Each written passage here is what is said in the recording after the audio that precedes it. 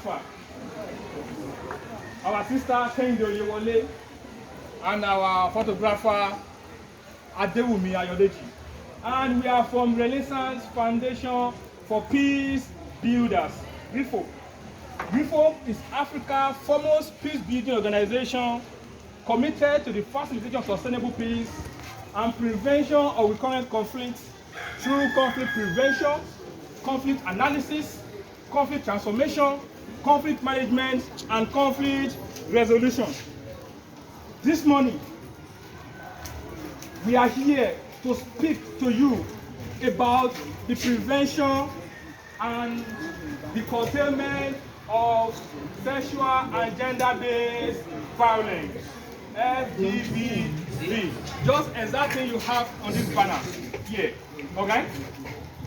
Are you following me, please?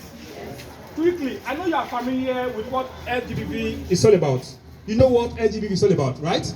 Fine. Let's quickly define SGBV. According to enacted Domestic Violence Law of Lagos State 2007, SGBV is defined as any forms of abuse that include the following: physical abuse, all right, emotional abuse, psychological abuse, economic abuse, verbal abuse, incest, rape, intimidation, harassment, stalking, deprivation, controlling or abusive behavior that cause imminent harm to health, safety, and well-being of victims. Do you get that? All right. Thank you very much. Now, SGBV, or the menace of SGBV, is not peculiar to us here alone. It is a what? It is a universal menace. And this will tell someone here who may be thinking I am the only one, or anyone experiencing this, thinking I'm the only one in the world that this is happening to. No, you are not the only one. Globally, 1 in 3 women experience physical violence, at least in their lifetime. Hello? And that is according to World Health Organization. As many as 38% murder of women are committed by intimate partner or non-intimate partner sexual violence. Hello? And that is according to World Bank. 35% women globally, 35% women globally are said to have what? Experience physical violence, sexual abuse, or physical abuse of any sort. Now, there is no denial to the fact that Nigeria is not an exception. According to National Demographic Health Survey, 3 out of 10 Nigerian women have what? Experienced physical violence at least at age 15.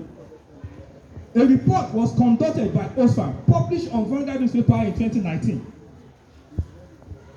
30% of girls who are Nigerians and 45 women Nigerians are said to have what? To have experienced physical abuse and physical violence of any sort. Now, according to the DSVA, Lagos State Domestic and Sexual Violence Agency, DSVA, part of the cases they handled between May 2019 and August 29, 2001, 10,007 cases of sexual and gender-based violence were treated within this period. Of this figure, 4,150 were domestic abuse. Hello? 177 rape cases, 246 sexual assault by penetration. Are you following me, please? Yes, sir. Thank you very much. And 148 sexual harassment and molestation, 436 cases of child abuse. Yes. And 271 cases of defilement and 13 cases of defilement by minor to minor. You know, we look at it globally, right?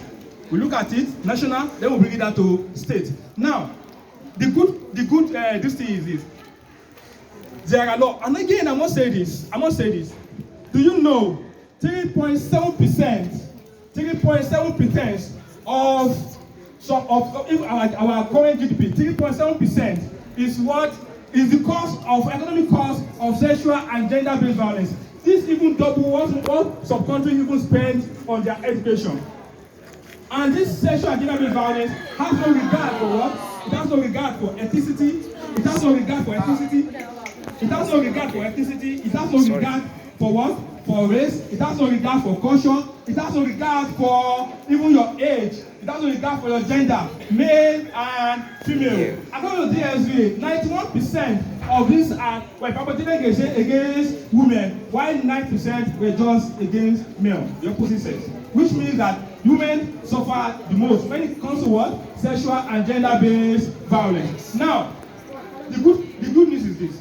There are laws, protocols, and charters that prohibit and criminalize these acts. Let's quickly look at these laws that prohibit this. You know, Yoruba people say that little over something possession. And the Latin will say, you be non-est, scandalum. Where there is no law, thank you, there is no sin. Thank you very much. Now, let's look at the Universal Declaration of Human Rights, Article 5, Universal Declaration of Human Rights, 1948, which expressly says that what? No human should be subject to what? To torture, cruel, degrading, or inhuman treatment.